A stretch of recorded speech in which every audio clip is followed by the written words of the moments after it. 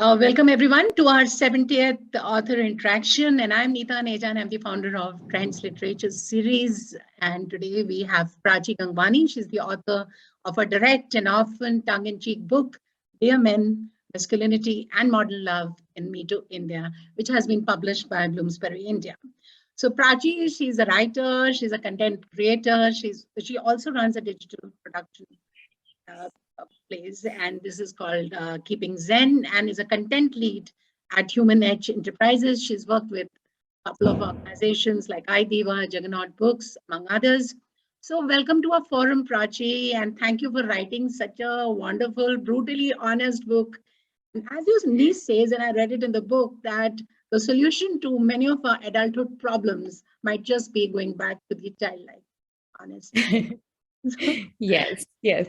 Well, first of all, thank you so much for having me here. It's lovely to be here. And yeah, it's amazing that you start this conversation by quoting by my niece. I think she's a real inspiration. She's only 7 years old, eight now. But just spending time with her over the last few years really has made me realize that sometimes you just got to say it like it is. And that really is the solution to a lot of our adulthood problems. Yes, yes. And I'm sure, after having read your book, this honesty part definitely is the underlying feature. And as people will read this book, they will realize what I'm talking about.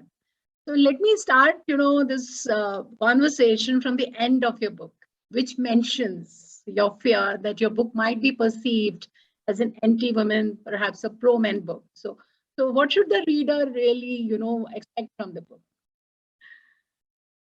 I think that's a great question. And I'm so glad that you're starting with this because I've not actually had a chance to speak about this yet. I'm a true blue feminist. I believe in gender equality, and I think that is really the way to be. I have always had an aversion almost to to rigid, stereotypical gender roles. But while working on this book, especially in India, the whole conversation around gender is still in a very nascent stage. And also our problems are so complex, right? There's no one person can never really address all the different kind of problems that are there in, when it comes to gender issues, right? And because of this kind of diversity of our problems, I think that in a lot of ways, gender equality is still about this sort of a war between men and women. For a lot of people, it's still about, women have to protect themselves against men, or, women and men can never really see eye to eye. And while working on this book, because I'm talking to men and I'm talking about men, my fear has been that I will be perceived as a men's rights activist, that I'm advocating like the issues that men face and all of that. But that's really not what the book is about. The book is about, I want to highlight the fact that if we want a gender equal world, we have to work together because we live in it together. We live in this world together, and at the end of the day, we all want the same thing, right? Which is to live harmoniously. The other thing I wanted to highlight through the book, and I hope I've done that, and I hope that the readers can pick that up, is that, this system. So we are against the system of patriarchy. We're not against each other. And what I really want to highlight through this book is that the system of patriarchy impacts men as well in a lot of different ways, which is what I uncovered through the book, right? So really, it's not anti-women or pro-men or anything else. It's not about one gender over the other, or highlighting men's issues over women's issues or anything like that. It's really about making people see that we are all in this together, and women suffer because of patriarchy, but so do men, and this is how men suffer. And if we can start talking about it with the men in our lives, maybe we can get a little bit closer to, a truly gender equal world. So very right. And this is the message I also got when I read the book. But you know how it is. I've been reading about it, that, about your fear and, how people might be perceiving the book. And it is all very different from what people might perceive. And you're right about everything that you've mentioned just now. Your book was released a day before the International Men's Day.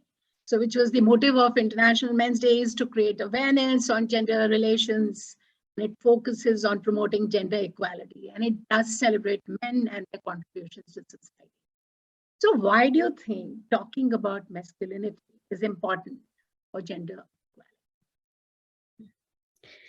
So I mean, obviously, we all know that now for decades, women have been doing remarkable work when it comes to fighting for gender equality, for equal rights, equal kind of ownership and space at workplaces, the right to just live, right to have freedom to live the way they want to, marry, not marry, have a child, not have a child, right? All these conversations we've been having, and we've made huge progress. But what has really interested me over the last few years is that, in a lot of spheres, even when you look at the law now in India, there are so many laws that protect women or the rights of women, right? Yet when you look closely at the relationships between men and women, and I don't just mean romantic relationships, right? I even mean opposite sex friendships, or your relationship, say, with a parent of the opposite sex, or your relationship with a sibling of the opposite sex. These dynamics between men and women at a very relational, interpersonal level still are not equal, far from equal, right? So a simple example of a typical very average Indian double income family or a couple, right, where both men and women are out working, they have jobs, and that's great. So they have equal rights and equal footing in the work life, in their professional lives. But what happens when they come home? Who has more power and who has more control in the domestic sphere, right, in that interpersonal space or relationship? And simultaneously, who has more responsibilities in that relationship, right? So when you begin to see that, you'll see that, there's still a lot of disparity. We still have a long way to go. And I realized that, and of course, we as women talk about these issues all the time, right? We're very open about it, and we have created these spaces for ourselves. And now with the internet, we are also talking about it at a very public level, right? But there's only so far, like all these ways of talking about gender issues, they are great, and they're absolutely necessary for changing the laws, for changing safety protocols, for instance, right? But I don't know how much they really impact relationships. And I realized that a real change in relationships will come only when we start understanding what men are going through and what men are thinking, right? When we start engaging them in this conversation. So that's been the motivation of the book as well. And that's also why I think it's crucial to talk about masculinity and to engage men in the conversation, not just talk at them, but, talk to them, really have a conversation. It's so lovely to talk, hear you, because you talk with so much of conviction. And so my next question definitely is very, very pertinent and very important, coming to the issues of boys, men per se. Why young parents raising boys should think about gender roles? I think that is where it really begins. And that is a very important question, knowing especially from you, who's done so much of research. And I think you wrote this book in a period of 3 years or something, right? Yes. You've done so much of research. So this question will be really very important from your perspective to know why young parents raising boys should think about gender roles, and why is important to talk about. Perhaps that might be a next question, talking about opposite sex friendships and everything. Yeah, sure. So, okay, so I think I'm going to answer this question in 2 parts, or actually 3 parts. So, the first aspect of parenting is that young parents today are really raising the generation, the future generation. They are the ones who are building the future, and how culture will be in the future, right? So they have a lot of responsibility when it comes to changing the whole ethos, say 15 years, 20 years down the line. So I think, all these messages that we get around gender roles, they are so subtle and so ingrained in our system that unless we very consciously think about them and address them and confront them and then try to change them, it won't change, right? So it's a very conscious effort that young parents or anybody really needs to make. And the reason that young parents, I really like emphasize a lot on young parents thinking about gender issues is that, like you rightly said, it starts from childhood, right? And it's very subtle things like, how are you dressing up your daughter, for instance, versus how are you dressing up your son? You know, how do you respond when your son throws a tantrum versus when your daughter throws a tantrum? And our responses to, you know, someone's behavior are also so instinctual and so like kind of automatic that unless we stop and think about and look at it from a gender lens, we won't. But when you start looking at things from a gender lens, you realize that your reactions are also coming from that, right? So one very common example is that, you know, we're not, as a society, we don't respond very well to boys of all ages, from young boys to, you know, grown men showing emotions, being vulnerable, right? And that has long-term consequences, right? So I think that things like that need to change, need to start being, you know, like we need to start moving the needle right in the childhood, right? Right from childhood. So I think it's, that's one aspect of it. And then the other aspect also is that parenting itself, being a parent itself is also so gendered, right? And it's not just parents, again, it's families, grandparents, you know, uncles and aunts, siblings, everyone that maintains that kind of status quo, right? It's also our social structure. So what I mean here is that, you know, when you look at typical parenting styles in India, it's primarily the responsibility of the mother to, you know, emotionally take care of the child and even physically take care of the child. Fathers are always kind of trying to play catch up if they want to. And if they don't want to, it's okay. You know, fathers can just go and like, you know, make money for the family. That's fine. But what I learned something very interesting while working on the book is that one of the fathers I interviewed, and I didn't interview that many fathers, but one of the fathers I interviewed, he is Indian born, but moved to the US during college or something and stayed there. And now he's raising his son in the US. And over there, he told me that fathers also go for prenatal classes. In India, we don't do that. So now, you know, you can imagine the kind of like the bonding difference. starts. Yeah, the bonding and the difference between a child who's raised with a father who's equally involved versus, you know, a child who's raised with a father who's emotionally inaccessible or absent, right? And we see that difference even now between cultures and between families. But I think, so that's the second aspect of parenting when it comes to, you know, gender issues, is that you confront how you are raising your sons versus daughters and try to bridge that gap. But also as parents, are you modeling the behavior?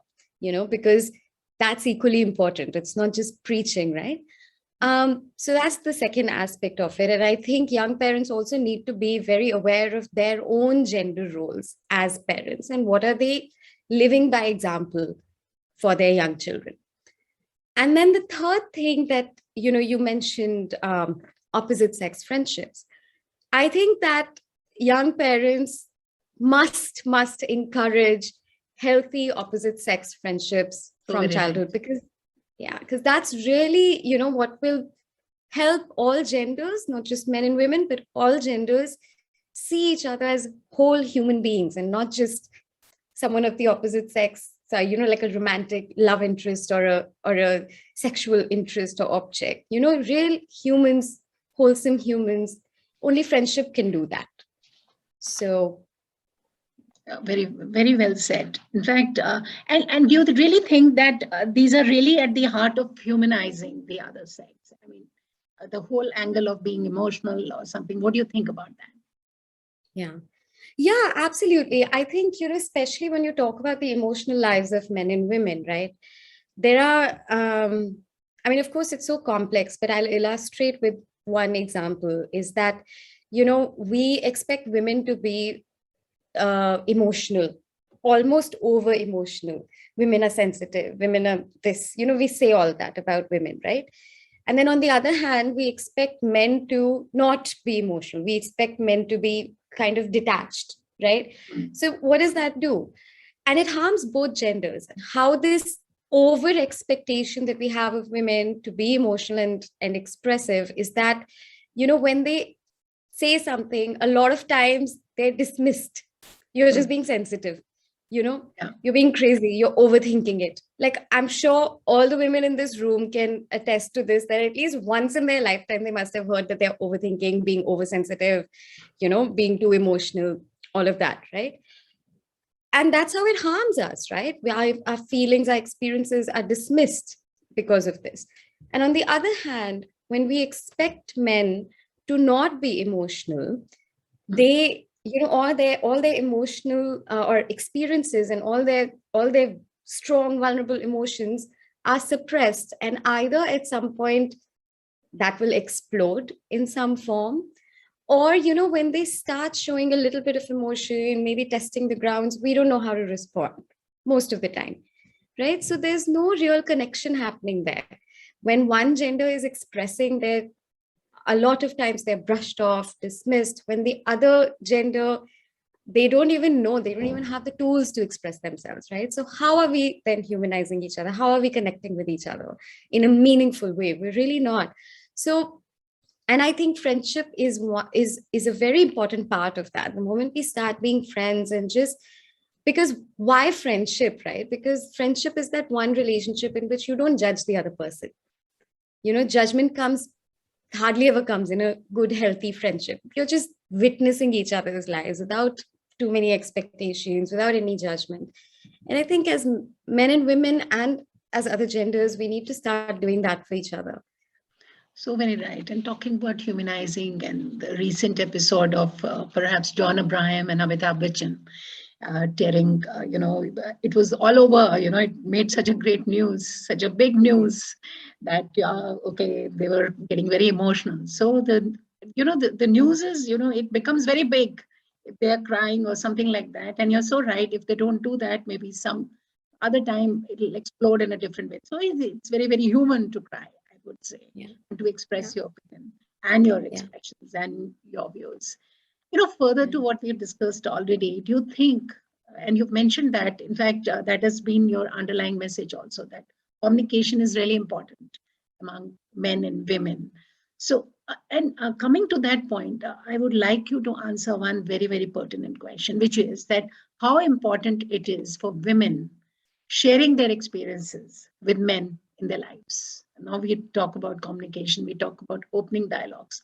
So how is it, how much it is important? Because some of the time you really hide your emotions, you really hide your experiences because you feel it might be taken in a very different manner. So how important it is to be able to share this kind of openness and talk about your experiences with men in your life. Yeah, I think you're absolutely right that sometimes, and a lot of times actually, there is this fear of being judged, fear of being shamed if you share your experiences, especially like, romantic or sexual experiences, right? But I think it is very important. And if you are being judged, if you are being shamed, it's okay. One can deal with that, one can work through that. I think that there is also a fear of the men or the man in question being angry about something, right? Again, I would say it's okay, fight through it. But I think that it is absolutely necessary for women to share their experiences, because if we don't talk about what we go through, then who will, right? I mean, it's one thing to read in the news that, about cases of molestation, cases of harassment, all of that, domestic violence, all of that. But, like we all read, right? And does that have the same impact as a friend telling you that, this happened to me, I got harassed on my way back home? No, it doesn't. It's really different when it happens to someone or when it happens to your own self. So I think, and it, sharing also then weaves into friendships, right? Cultivating a healthy friendship with someone of the opposite sex.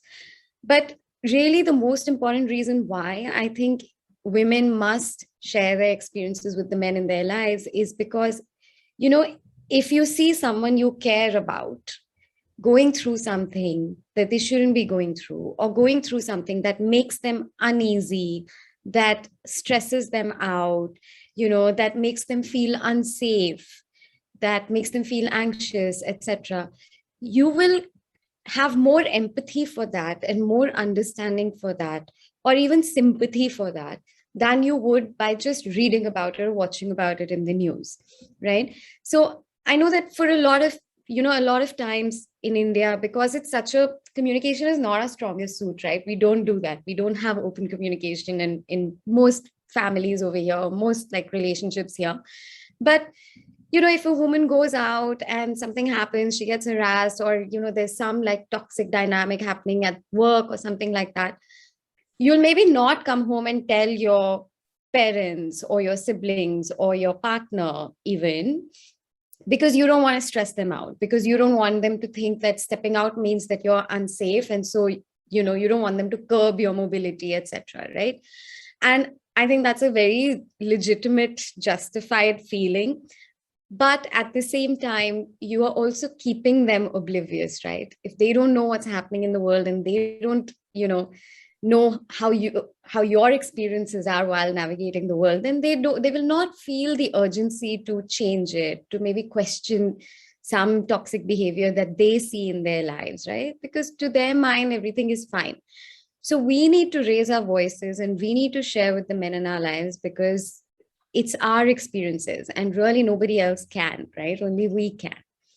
So it's about awareness. And I think that's actually the best way to summarize it, is that it's every woman's responsibility to create awareness about women's issues, right? And it doesn't have to be on a forum. It doesn't have to be on the internet. It doesn't have to be by writing an article or a book. It's something as simple as telling the people in your life that this happened. That's it. So. No, that is what I really like about your book, because you have time and again mentioned that it is so very important to have an opening dialogue. In fact, your book shows Indian men across all the ages navigating romantic relationships in a country that is still on the verge of being modern and traditional.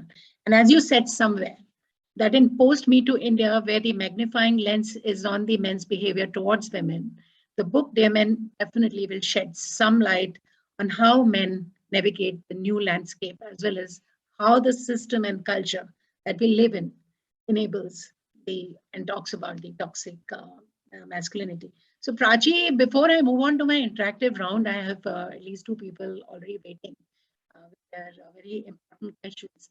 What has been your biggest takeaway while writing this book? And with the growing response of this book and the kind of dialogues it is generating, how are you feeling about it? Well, I'm very excited, and I'm actually feeling very grateful about the response, because it tells me that the book is resonating with the people who are reading it. So that tells me I've done something right. I have really captured something that a lot of women and men are feeling. So I'm very grateful for the response. And sorry, what was your first question? What was the first part of the question? So what is your biggest takeaway? I mean, you've written this book, I know, and you've been working on it for so long, and you've been always propagating, it's been at the back of your work also. This book is, I think, an extension of the work that you've done all these years. So what is still the biggest takeaway from this book that you've written? What do you feel that you really gained something maybe different from this, or something that you'd like to share with the readers, some important point that I might have missed out, or you missed out in talking about? I think my biggest takeaway from this book is realizing that if we create safe spaces for men, most of them want to talk about their experiences. And they are not coming from a vicious place or an angry place or even a misogynistic place, maybe a sexist place, because there's a difference between misogyny and sexism, right? And we're all sexist, but not all of us are misogynistic. So I think that has been my biggest takeaway, is that men are sexist, yes, so are women. We live in a sexist society, but I think when you create a safe space and tune in to listen to men and give them the chance to speak, they really want to take the mic and they really want to talk about things that don't have anything to do with money and success and, all these things we associate with being a man. They really want to be vulnerable, but they don't know how to do that and where to do that. I would say that's my biggest takeaway. And it's a well-researched book. I mean, the kind of interviews and the kind of men that you've interviewed and you've taken their perspective definitely will go a long way in making this book a super successful one, I'm sure. So we have Major Neha. She's an adventurer with uncharted territories on foot and through books. And she served the Indian Army and now in the corporate for the last few years. So Neha, over to your question, please. Can you please switch on your video? Yes, hi, Neha. Hi, Prachi. Hi, Neha. Neetaji. How are you? First, fine. congratulations on the book. I think it's everyone's dream, whoever reads a lot, to eventually foray into writing. And I'm sure, Neetaji just mentioned, that it's an extension of what you really do. So it's a well-researched book for sure. My question was that after this Me Too movement, which has happened across the world, across all places, still the tag or the taboo or the infamously famous gender is still the woman. I mean, if you see, we really do not know why Monica Lewinsky, Britney Spears, or Tarana, why we know them, but not really defame or, I mean, I don't know. It somehow sticks with the female gender more than the male gender. So I just wanted to know your thoughts about it. Still, I mean, we still live in this society where we are facing this. Yeah. All this victim shaming and victim blaming and keeping the men anonymous, during the Me Too movement. And I think we're circling back to that now again, where measures are being put in place where you cannot publicly name a man. And then there's so much backlash that why are men being made to pay the price with their careers? And, why are they being fired from the jobs? Yes, you're absolutely right. I think unfortunately, this culture of victim shaming, victim blaming, and almost kind of a witch hunt, right, where you place the blame on the woman, I think that is something that will take a very long time to undo, because that is what we've been doing for centuries now, right? Donkeys, yeah, right, true. Yeah. But the fact that you are asking this question, and the fact that a lot of other women also are asking this question, and some men as well, I think is a sign of that change happening slowly, even if it's, in our own minds, but it's happening, right? Slowly. Yeah, true. Yeah. So that's what I would say. I mean, I agree that that's the case. That is the situation, unfortunately. But I think a lot of us are doing our little bits to change that. Yeah, in our own spheres, we are like, even at work, when you face a situation where you are segregated because of your gender, I do make it a point to get it known that I'm here because of my qualification, I'm here because of what I've competed, irrespective of gender.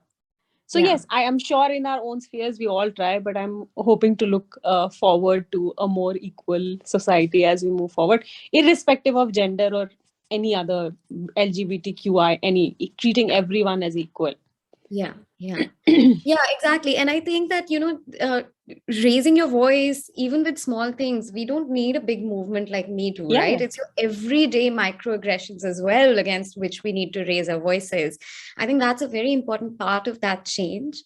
And also, like, I would reiterate here that, talking about men and to men is equally important, because unless that group is shaken and they are made to question these things, we can only go so far, unfortunately. That's what I think. I might be wrong, and I hope I'm wrong, but I really do see men who are unwilling to question gender norms as the big roadblock, if that makes sense.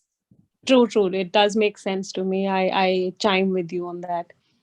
And again, I would say thank you for writing it. I mean, writing your thoughts and the book. Congratulations once again. Looking forward to reading it and writing a review on it. Thank you. There's a chance of winning this.